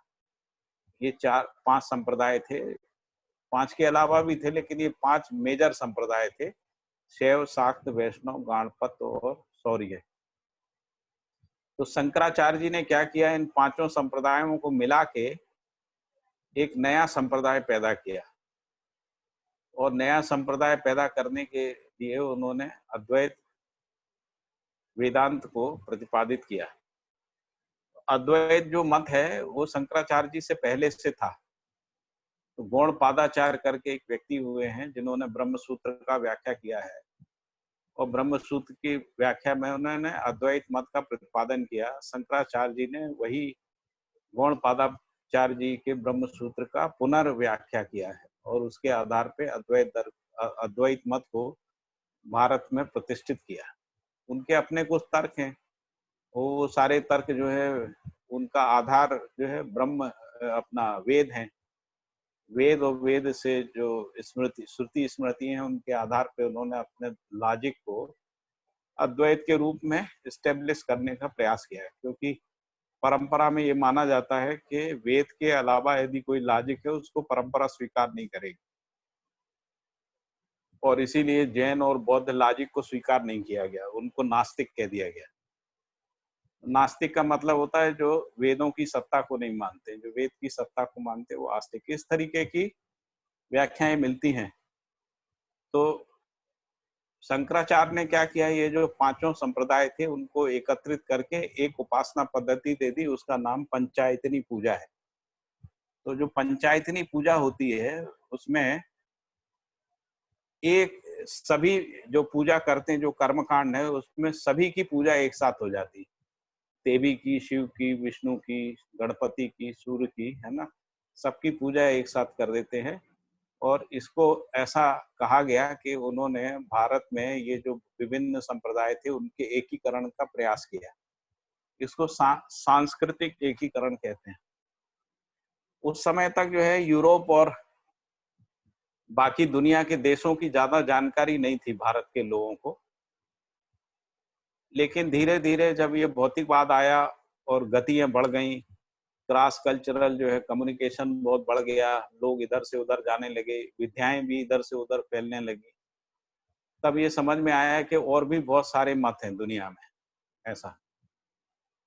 उसमें से भी जो पश्चिम से भौतिकवाद आया, वो भौतिकवाद को यहाँ पर स्वीकार हो गया, भारत में स्वीकार हो गया, और भारत के लोगों ने उसके आधार पे शिक्षा, संविधान, विधि और व्यवस्था को भौतिकवाद के आधार पे नियोजित कर दिया। तो इस समय जो शिक्षा है वो भौतिकवादी है, व्यवस्था भौतिकवादी है, संविधान भौतिकवादी है, और इसके आधार पे जो मानसिकताएं हैं इस देश में वो भी भौतिकवादी है। तो भौतिकवादी में भी बहुत सारे मत हैं, लेकिन उसमें जो सबसे प्रभावशाली मत है उसको हम लोग डायलेक्टिक मटेरियलिज्म कहते हैं, द्वंद्वात्मक भौतिकवाद कहते हैं। वो द्वंद्वात्मक भौतिकवाद को ही आधार बना के माओ का भी जो है भौतिकवाद आया है, जिसको माओवादी भौतिकवाद कहते हैं।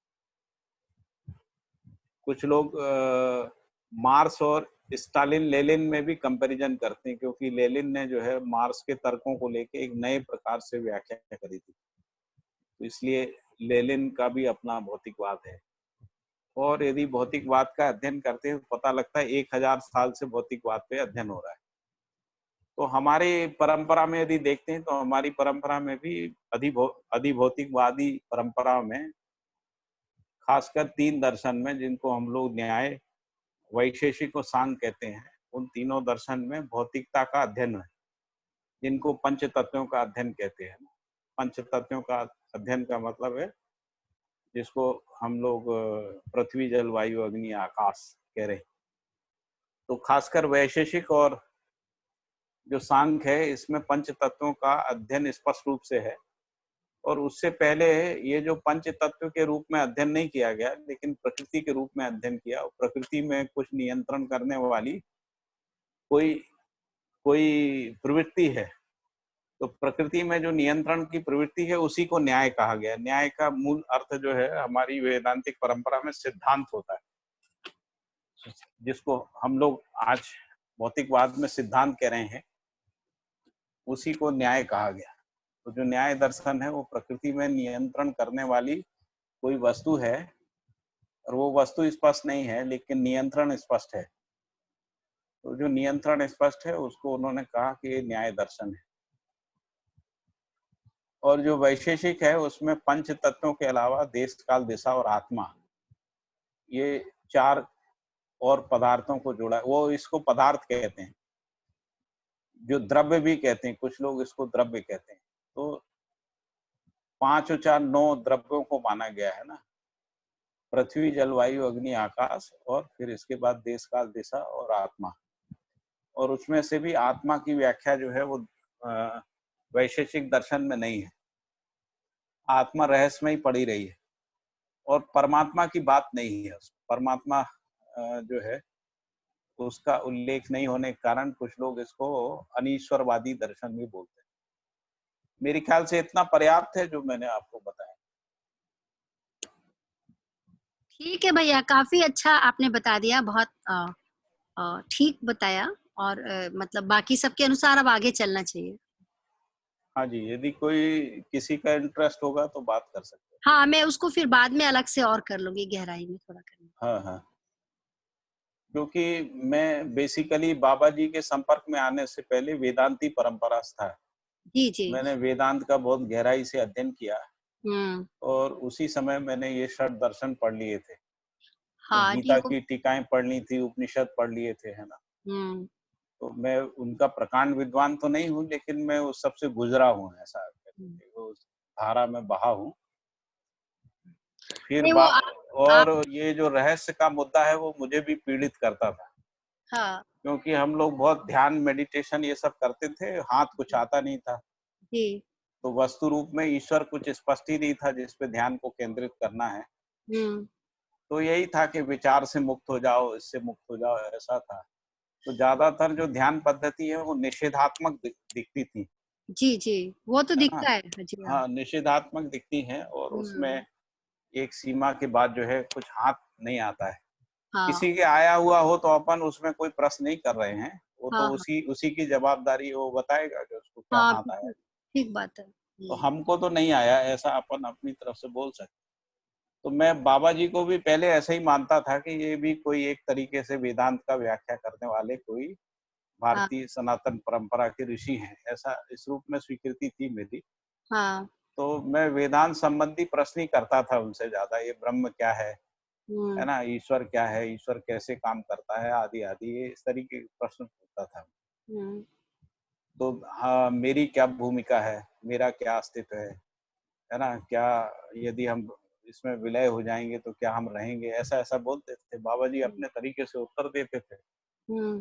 तो उससे फिर ये बाद में मुझे ऐसा ध्रुवीकृत हुआ 4-6 महीने अध्ययन के बाद में कि ये तो बिल्कुल नया दर्शन है, एक हम्म। नई दृष्टि के साथ जो है आया है, हम्म। और इसमें कोई भी रहस्यात्मक बात नहीं है, इसमें सब कुछ स्पष्ट है।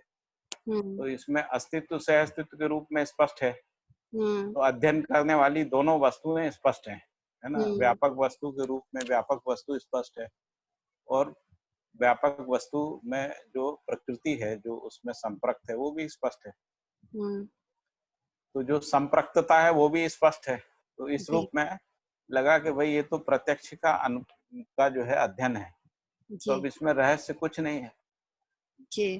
तो पहले जो लक्ष्य था, पहले हमारा लक्ष्य यही था कि समझना है बस, जी क्योंकि ब्रह्म को जानना है, इस रूप में पहले से दिमाग में बैठा हुआ था। जी हम ईश्वर को जान जाएं, ब्रह्म को जान जाएं, बस यही जीवन का उद्देश्य है, ऐसा मान के चलते थे। जी। फिर ये विवेकानंद जैसे लोगों को पढ़ा तो उसमें लगा कि स्वयं को भी जान जाएं और ब्रह्म को जान जाएं, ऐसा। हम्म। तो बाद में फिर शंकराचार्य जी ने कहा ये स्वयं तो रहता ही नहीं है, ये जो आत्मा है यही ब्रह्म है, हाँ ये ब्रह्म का अंश है, वो ब्रह्म में ही विलय हो जाता है, इसलिए ब्रह्म से हाँ। अलग नहीं है ना आत्मा। हम्म तो फिर ऐसा लगा कि यदि ब्रह्म से अलग नहीं है तो मेरा अपना अस्तित्व जो है खत्म हो जाएगा, ब्रह्म का ही अस्तित्व रहेगा हाँ ऐसा। और जो परंपरा है वो अपने अस्तित्व को बारे में बहुत नकारात्मक है। वो कहती है कि अपने को मानना यानी मैं को मानना ही तो अहंकार है, ऐसा वो प्रतिपादित करती है। जी जी। तो इसलिए जो दृष्टा के बारे में भी जो बात की गई ना कि दृष्टा जो हाँ है ब्रह्म ही है, क्योंकि हाँ यदि दृष्टा मैं हूँ ऐसा बोलते तो मैं तो अहंकार है ऐसा बोल हाँ दिया। हाँ, ठीक बात है। हाँ तो फिर ये तो इस तरीके से ये सारे मुद्दे जो बाबा जी यहाँ पर लिख रहे हैं, ये मुद्दे जरूर यहाँ उन्होंने व्याख्या बहुत थोड़ी सी की हम्म है ना, क्योंकि सारा मध्यस्थ दर्शन इन्हीं के चारों ओर घूम रहा है जिसको यदि जी अपन देखें।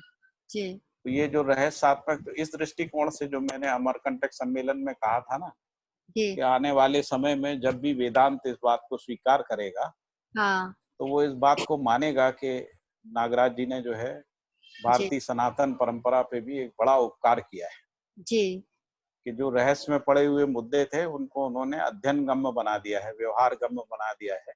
जी और अध्ययन गम्य व्यवहार गम्य के साथ जो है व्यवस्था में प्रमाणित करने के लिए व्यवस्था गम्य बना दिया है। जी। तो इस दृष्टिकोण से हम्म मुझे जो है स्पष्टता हुई मध्यस्थ दर्शन की, जी और ये जो जितने भी मुद्दे हैं ये मुझे स्पष्ट होते चले गए। जी हम्म। तो मैं इनके रूट को भी समझता हूँ, ये कहाँ से बाबा जी कहाँ खड़े होके बात कर रहे हैं, हाँ। है ना। तो नहीं, इसीलिए वो इतनी पता लगता है आपने ना, आपका जो अध्ययन है ना वो पता लगता है, क्योंकि बहुत प्रयास मैंने भी किया था। हाँ पर हाँ जैसे शैव परंपरा, वैष्णव परंपरा, आप तो काफी स्पष्ट रूप से रख पाते हैं, पर मुझे तो कुछ भी हाथ नहीं लगा था। तो चूंकि अब वो मैं जैन परंपरा से हूँ तो उसका भी था, तो कुछ समझ नहीं आता था कि कौन क्या कह रहा है। पर जी जी। ठीक है, चलिए हम लोग पुण्यशील हैं कि मध्यस्थ दर्शन है, हमको बाबा जी के साथ रहे तो कुछ अच्छी। ना कुछ तो पुण्य रहा ही है कि हमको नागराज जी जैसे जी जो है ना जागृत मानव का सानिध्य मिल गया। जी। हाँ, अब और जैसे सबसे मानव की बड़ी रोड बात पर। है कि हाँ, ऐसे जागृत मानव का जो वांग्मय है जी वो शुद्ध बुद्ध रूप में उपलब्ध हो गया। जी। और सबसे बड़ी बात कि हम लोग साथ रह पाए इतने वर्षों तक, हाँ, वो ठहर मतलब। गए। हाँ, वो तो बड़ी इम्पोर्टेंट ये हमारा पुण्य है कि हम ठहर हाँ गए उसमें, है ना। है। और हमको संयोग बस जो है हाँ, या हमारा जो नियति विधि से ही हमको नागराज जी मिल गए। मिल गए, सही बात है। नागराज जी के मिलने के लिए हमने कोई साधना करी थी ऐसा नहीं था, वो मिल गए बस, ऐसा हुआ। सही बात है, योग संयोग हो तो गया। जैसे बाबा जी कहते हैं ना कि उन्होंने ये सोच के साधना नहीं की थी कि ये हमको प्रकट हो जाएगा, हाँ हाँ। वो तो अज्ञात को ज्ञात करना चाहते थे जी और अपने प्रश्नों का उत्तर चाहते थे, लेकिन उसी क्रम में ये पूरा सहअस्तित्व उनके हाथ लग गया। जी तो वैसे ही हम जो भी कुछ कर रहे थे, समझ लीजिए अगर मैं अपनी बात करूं तो मैं अपने को ऐसा रखता हूं कि सूखे पत्ते जैसा था। हाँ सूखा पत्ता होता ना, हवा का झोंका आया जी तो कभी मान लीजिए हाँ विवेकानंद का झोंका लग गया, वो सारा किताबें पढ़ डाली। हाँ फिर वहां से किसी योगानंद का लग गया तो योगानंद को पढ़ लिया, फिर मुक्तानंद का, तो ऐसे उड़ रहे थे इधर से उधर, जी क्योंकि अपना कोई बेस ही नहीं था, अपना कोई आधार नहीं था, है ना।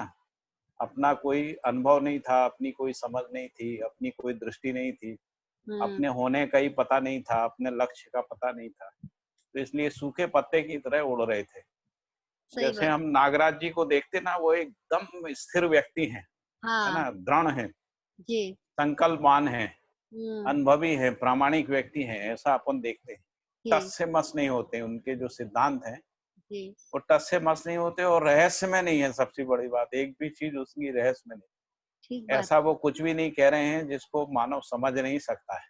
हाँ हर चीज समझने की वस्तु उपलब्ध है। अब अपनी पात्रता योग्यता कम हो वो एक बात अलग है। हाँ, नहीं सही बात है। और फिर आदमी का ना संकल्प कम हमारा। हो, उसकी अध्ययन की प्रवृत्ति ना हो, उसमें आलस हो, प्रमाद हो, है ना, उसकी जो पूर्व संस्कार के कारण से उसमें कुछ आसक्तियां हो, हाँ तो उसका मन नहीं लगता हो, ये एक कारण अलग है। लेकिन जिसका मन लगता है जी जो आलस्य प्रमाद से मुक्त है, जो दृढ़ संकल्पित है, हाँ दृढ़ता के साथ है ना, उसको इसमें कोई भी चीज ऐसी नहीं है जो समझ में नहीं आएगी, बिल्कुल सही बात है। है ना। ऐसा मुझे स्पष्ट हुआ ये 20 साल की यात्रा में, हम्म, है ना, कि मुझे ऐसा कुछ भी नहीं लगता है इसमें कोई रहस्य है, नहीं नहीं, बहुत ही और इसीलिए ये रहस्य से मुक्त है। रहस्य मुक्त। वो उसी बात को यहाँ पर इन्होंने 3-4 पैराग्राफ में प्रतिपादित किया है। हम्म, तो हम लोग यहाँ आ गए थे कि जो भौतिकवाद के विचार के अनुसार क्या है। टाइम जी थोड़ा सा बचा है, जी, उसको इसमें पढ़िए। भौतिकवादी जो नजरिया है और जो आध्यात्मवादी नजरिया है, इसमें 10-12 लाइनें हैं, इसको पढ़ लेते हैं, जी जी, ठीक है। फिर आगे कल आगे और पढ़ेंगे, है ना। जी तो भौतिकवादी रचना ये कह रहा है, भौतिकवादी विचार के अनुसार जो रचना भेद से चेतना भेद निष्पन्न होता है, ऐसा कह रहा है। मोटे तौर पे वो कह रहा है कि भौतिक वस्तु ही चेतना का स्रोत है, ऐसा कह रहे हैं। तो जिसको, और जो चेतना है वो, जिसको अंग्रेजी में वो लोग कॉन्शसनेस कहते हैं, तो वो कह रहे हैं कि वो ब्रेन में पैदा होती है, ब्रेन में जो है चेतना होती है। यहाँ से शुरुआत की थी उन्होंने कि चेतना का जो स्रोत है वो ब्रेन है, और ब्रेन जो है भौतिक रासायनिक वस्तु है। भौतिक रासायनिक वस्तु के मूल में जो है भौतिक भौतिक वस्तु ही है, मूल में भौतिक वस्तु है। तो इसलिए भौतिक वस्तु की व्याख्या के रूप में ही भौतिकवाद आया, इसीलिए उसको डायलैक्टिक मटेरियलिज्म या हिंदी में द्वंद्वात्मक भौतिकवाद कहते हैं। तो भौतिक वस्तु के मूल में द्वंद्व है, ऐसा उन्होंने कहा। द्वंद्व है का मतलब है कि उसमें विरोध है, अंतर विरोध है, और पूरा जो भौतिक वस्तु है वो अपोजिट के रूप में है। इसीलिए मार्क्स ने पहले theory of opposites the. Theory of opposites में उन्होंने कहा कि जो भौतिक वस्तु है उसके मूल में नेगेटिव पॉजिटिव के रूप में अपोजिट्स हैं, और इसी को जब सामाजिक रूप में देखते हैं तो सभी अवस्थाओं में जो अपोजिट सेक्स नाम की उन्होंने एक थ्योरी दी है ना, तो जिसमें वो कहते हैं कि स्त्री पुरुष जो है एक दूसरे के अपोजिट हैं, उनकी प्रवृत्तियां भी एक दूसरे की विरोधी हैं, है ना। इसी को जो है जेंडर कहते हैं। वो बाद में जेंडर के रूप में जब उसका कल्चरल इंटरप्रिटेशन हुआ तब वो जेंडर गैप के रूप में हुआ, है ना। तो इस रूप में तो मूल बात इसमें ये है कि जो चेतना नाम की कोई वस्तु है, ऐसा स्वीकार तो कर रहे हैं, लेकिन वो कह रहे हैं कि ये जो चेतना है ये भौतिक वस्तु ही इसका स्रोत है, और अलग अलग जो रचनाएं हैं उनमें अलग अलग प्रकार की चेतना होती है ना। जैसे जो स्वेद संसार है, या पेड़ पौधे, पेड़ पौधों में भी चेतना को प्रतिपादित करने का प्रयास कुछ लोगों ने किया है। उन्होंने कहा पेड़ पौधों में भी एक स्तर की चेतना होती है। तो हम लोग भी जिसको पहचानना निर्वाह करना कह रहे हैं, उस रूप में उसकी व्याख्या कर रहे हैं, है ना, और जानना मानना के रूप में भी व्याख्या कर रहे हैं। तो बाबा जी जो है वो भी कह रहे हैं कि भौतिक वस्तु ही संक्रमण पूर्वक चैतन्य होती है, लेकिन जब वो संक्रमण पूर्वक चैतन्य हो जाती है तब वो भौतिक वस्तु बचती नहीं है, वो भौतिक वस्तु नहीं रहती है ना, वो एक अलग वस्तु हो जाती है, और वो एक ऐसी अलग वस्तु हो जाती है जो वापस भौतिक नहीं हो सकती। जैसे रासायनिक वस्तु वापस भौतिक हो सकती है, भौतिक रासायनिक वस्तुओं से बनी हुई एक एक रचना वापस भौतिक वस्तु के रूप में आ जाती है ना, तो जिसको हम लोग पत्थर मिट्टी आदि कह रहे हैं, है ना, उस रूप में आ जाती है। लेकिन जो सहअस्तित्ववादी नजरिया है वो ये कह रहा है कि मानव में जीवन और शरीर के संयुक्त रूप में होने का अध्ययन संपन्न करते हुए जीवन चैतन्य पद प्रतिष्ठा होने की स्थिति हो जाती है, और जो चैतन्य प्रकृति रूपी जीवन जो है वो जागृति क्रम से जागृति पूर्वक मानव परंपरा में जागृति को प्रमाणित करना होता है। फिर आगे कह रहे हैं कि मानव परंपरा में जीवन और शरीर का सानिध्य आवश्यक है, यही सह अस्तित्व है। फिर जीवन का उन्होंने थोड़ी सी व्याख्या की है कि जीवन में 10 क्रियाकलाप हैं, जिसको हम लोग पढ़ते ही रहे हैं, अनुभव प्रमाण बोध संकल्प और साक्षात्कार चित्रण तुलन।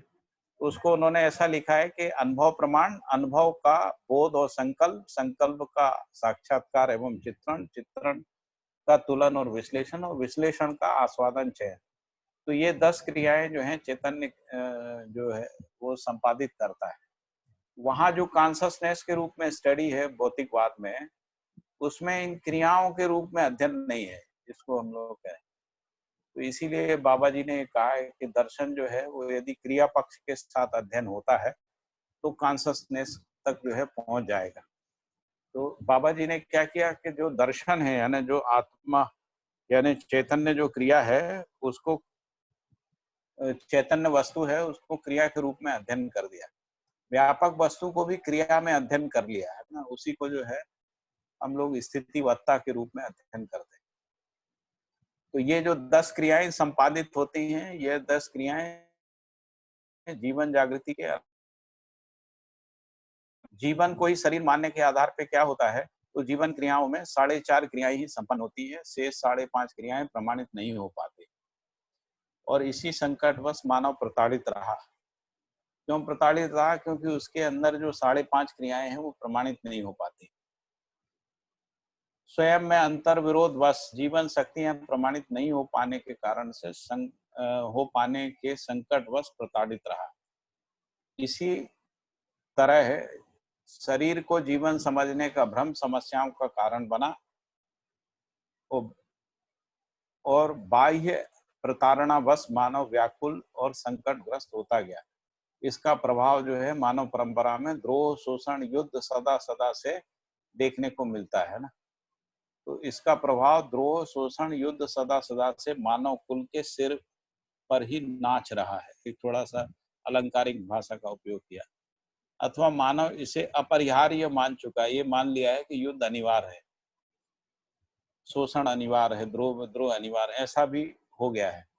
इससे घटिया तस्वीर मानव कुल का और क्या हो सकता है, यह सोचने का मुद्दा है, जबकि मानव इसे ही शान मानता हो, है ना।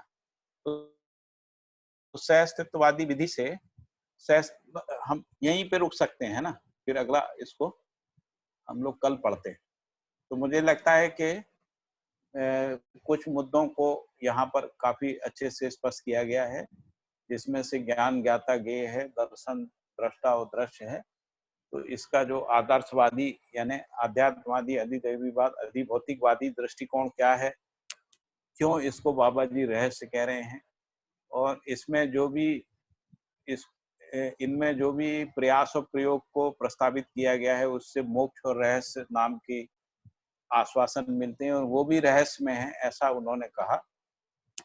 और इसके बाद जो भी व्याख्याएं हैं तीनों वादों में, आध्यात्मवाद में, अधिदैवीवाद में और अधिभौतिकवाद में, इन तत्वों की उसकी भी बात उन्होंने की। और ये भी कहा कि अंततो गत्वा जो है वो रहस्य में ही बना रहता है। फिर भौतिकवादी विचार की बात हुई, तो भौतिकवादी विचार में उन्होंने कहा कि रचना भेद से चेतना भेद निष्पन्न होता है, ऐसा है, और इन सब इसका प्रमाण देखने को नहीं मिलता, बस ऐसा प्रतिपादन है। और फिर ये कहा कि भौतिक वस्तु ही चेतना का स्रोत है। ये मूल दो बातें जो है भौतिकवाद कह रहा है। इस क्रम में पत्थर मिट्टी को परीक्षण करने में कुछ दिखाई नहीं देता है, यानी जिसको कह रहे हैं कि जो भौतिक वस्तु पत्थर मिट्टी के रूप में है, उसका परीक्षण करने में कोई चेतना नाम की कोई वस्तु जो है उसमें पहचानने में नहीं आती। और फिर इसके बाद उन्होंने कहा कि सहअस्तित्ववादी विधि से मानव जो है जीवन और शरीर का संयुक्त रूप है और जीवन चैतन्य पद प्रतिष्ठा होने की स्थिति हो जाती है, और चैतन्य जो है जागृति क्रम में है, और जागृति पूर्णता मानव परंपरा में जागृति को प्रमाणित करना होता है। मानव परंपरा में जीवन और शरीर का सानिध्य एक आवश्यक है अथवा सह अस्तित्व आवश्यक है। फिर उन्होंने जीवन की 10 क्रियाओं की बात की, जो 10 क्रियाओं के बाद उन्होंने ये कहा कि यदि हम स्वयं को शरीर माने रहते हैं तो केवल 4.5 क्रियाएं जो है वो संपन्न होती हैं, और इसके कारण से जीवन में अतृप्ति बनी रहती है। कारण पता नहीं रहता है, लेकिन अतृप्ति जो है वो पता रहती है। तो अतृप्ति जो है वो बनी रहती है। तो ये तृप्ति जो है जब शेष 5.5 क्रियाएं जो है प्रमाणित होती है तब मिलती है। तो जब हम स्वयं को शरीर मान के जीते हैं, उसके कारण से अंतर विरोध होता है, जीवन शक्तियां प्रमाणित नहीं हो पाती हैं, और उसी के कारण से समस्याएं बनती हैं। बाह्य समस्याएं भी उसी का परावर्तित रूप है, जो कि द्रोह, शोषण और युद्ध के रूप में मानव परंपरा में पहचानने में आता है। बाबा जी कह रहे हैं इससे और घटिया क्या हो सकता है ना। ऐसा सोचने का बिंदु है। हम लोग यहीं पर इसको समाप्त करते हैं। कल फिर आगे कुछ और बात करेंगे इसी मुद्दे पर। ठीक है भैया, हरिहर। हरिहर। ठीक है भैया। भैया जी, हाँ जी। मैं कुछ पूछूं? हाँ पूछिए। आपने अभी अभी बोला था परमहंस योगानंद के बारे में, आप कुछ बुक्स पढ़े जी। है। क्या इसके बारे में आप मेंबर हो और क्रिया योगा भी करते हो? नहीं, मैं कभी क्रिया योग मैंने नहीं किया, लेकिन मैंने उनकी क्रिया योग पे किताबें पढ़ी हैं। और जो उनकी सबसे पॉपुलर किताब है एन ऑटोबायोग्राफी ऑफ ए योगी, उसका एक हिंदी संस्करण आया था, योगी कथामृत, है ना। यस यस, 17 लैंग्वेजेस में है वो बुक। तो मैंने 1984 में 84 में वो किताब पूरी पढ़ी थी। और मुझे अच्छे से याद है कि करीब 8 दिन में वो पूरा किताब पढ़ा था। 8 दिन उसको मैं लगातार पढ़ता रहा था। और वो किताब मुझे आज भी उसमें स्मरण है। उसमें कोई भी तात्विक बात नहीं है उस पूरी पुस्तक में। केवल योगानंद जी के जीवन में क्या घटना घटा है और उन्होंने उसका व्याख्या किया है, वो बताया है। उसमें से आधे से ज्यादा घटनाएं जो हैं वो चमत्कार है, चमत्कार के रूप में उन्होंने किया है जी। में कोई भी तात्विक बात नहीं है, एक भी तात्विक बात नहीं जी। ठीक है। तो उनकी जो क्रिया योग साधना है उसको भी समझने के बाद यही कहते हैं कि कोई कोई प्रकार की सिद्धियां हो जाएंगी। ऐसी सिद्धियों का उल्लेख उन्होंने ऑटोबायोग्राफी में किया है ना, जिसको मैंने कहा कि योगी कथामृत नाम का जो पुस्तक पढ़ा है। और अल्टीमेटली तो ये वेदांती है ना। तो जो क्रिया योग है वो भी वेदांत का ही एक साधना पद्धति है और उससे मोक्ष की बात ही है। अंततोगत्ता मोक्ष में ही जाता है। वहाँ actually I am the member of that vices Yogoda सत्संग या योगदा सत्संग सोसाइटी ऑफ इंडिया है ना। या SRF सेल्फ रियलाइजेशन फेलोशिप बुलाते हैं। हम इसका मेंबर्स है। अब भी हम क्रिया योग ले चुके हैं। After reading that autobiography of Yogi book, we need to be the members of that YSS or SRF. Then they will send the material according to that Om technique or Hamsa technique or other techniques, and how to do that Kriya Yoga, and they give that training. Then we can realize मैं उस सबसे अवगत हूँ। और वो इनर्जाइजेशन exercise के रूप में प्रिलिमिनरी चीजें मटेरियल भेजते हैं। बाद में फिर जो है क्रिया योग का दीक्षा देते हैं ना। वो क्रियाओं का वो मैं वो सब जानता हूँ, मैं सब पढ़ा हूँ। और मेरे कई मित्र हैं जो पिछले 30-40 साल से इसमें लगे हुए। तो मेरे एक साथी नहीं कहना चाहिए, बुजुर्ग थे जो शायद उन्होंने 60 साल इसमें लगाया, 60 साल से भी ज्यादा लगाया, लेकिन उपलब्धि के रूप में कुछ हाथ लगा नहीं। जिसको हम लोग उपलब्धि कहते हैं ना, कि हम आत्मा समझ गए, ब्रह्म को समझ गए, या मानवीय आचरण समझ गए, या हमारे जीवन में कोई बौद्धिकता का प्रकष्ट बोध संपन्नता आ गई, ऐसा कुछ होता नहीं। एक सामान्य आदमी की तरह आदमी क्या होता है, ये साधना करते करते आदमी थक जाता है ना, तो थोड़ा सा निर्मल हो जाता है ना, सरल हो जाता है, बस इतना ही होता है और कुछ नहीं। वो तो किसी में भी हो जाता है। जैसे मान लीजिए कोई संगीत बजाता रहता है, तो जब उसमें पारंगत हो जाता है तो फिर उसके व्यवहार में परिवर्तन आ जाता है। जैसे कोई कारीगर होता है ना, कोई भी कारीगर, जैसे मान लीजिए कि कोई लकड़ी के कारीगरी में बहुत तन्मयता से लगा रहता है, तो उसके व्यवहार में एक परिवर्तन दिखता है ना, वो थोड़ा सा सरल हो जाता है, ऐसा दिखता है। तो इससे ज्यादा कुछ हासिल हुआ नहीं। मुझे तो नहीं हुआ। आपको कुछ हुआ हो तो अपन डिस्कस कर सकते, चर्चा करेंगे। वहाँ वो बोलते हैं हमारा एक्सपीरियंस को नहीं शेयर करना। नहीं, मेरा ये कहना है कि वो बोलते हैं क्या, उनको खुद को कुछ होता नहीं है ऐसा। एक्सपीरियंस कुछ होगा तो शेयर करेंगे। वो लाल नीली पीली लाइट दिखने से क्या होता है उससे? नहीं होता, कुछ नहीं होता। हाँ, सेल्फ कुछ नहीं होता वो है। यही सेल्फ है या आपको मान यही लीजिए सेल्फ है, कि यही नीली सेल्फ है। नीली लाइट आपको ध्यान में दिख रही है, थोड़ा सा मजा आ रहा है ना, या मजा आ रहा है, उससे क्या परिवर्तन होता है जीवन में? कुछ कोई नहीं होता। परिवर्तन नहीं होता है ना। अब आप इसको शेयर करो नहीं करो, इससे क्या फर्क? तो ये सब जो है ना, अपने संप्रदाय को बचाने के लिए सब कर्मकांड है कि इसको मत बताओ, उसको मत बताओ। ऐसा है, क्यों नहीं बताओ भाई? आपको कुछ अनुभव हुआ उसको बताइए, शेयर करिए, उससे परंपरा को बनाइए। तो रहस्य विधि से कोई परंपरा बनती नहीं है ना, ऐसा योगी क्योंकि कथा मानव में रहस्य कहा। में तृप्त, रहस्य में मानव तृप्त होता है। थोड़ा सा कड़वा लगता है ये सब सुनने में,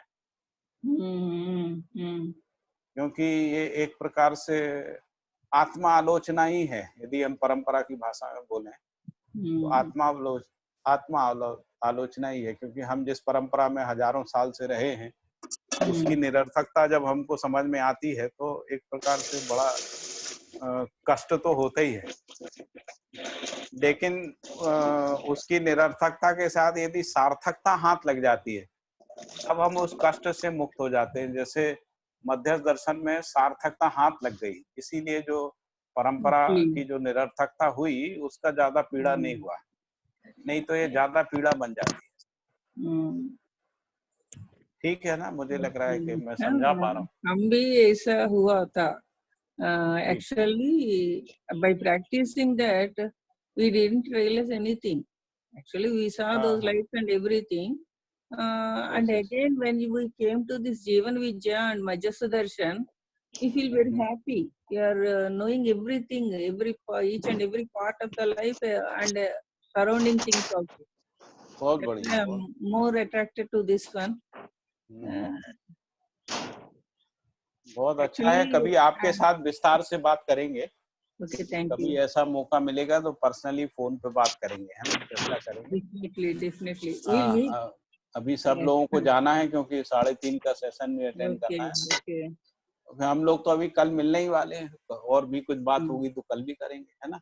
थैंक यू भैया। ठीक है, बहुत बहुत धन्यवाद। आपने एक अच्छा शेयरिंग करी, आपके कारण से बहुत सारी चीजें मेरी स्मृति में आ गई। आपका सच तो बहुत अखंड है। जी जी जी, ठीक है। सभी को नमस्ते। नमस्ते नमस्ते भैया। योगेश भाई योगेश भाई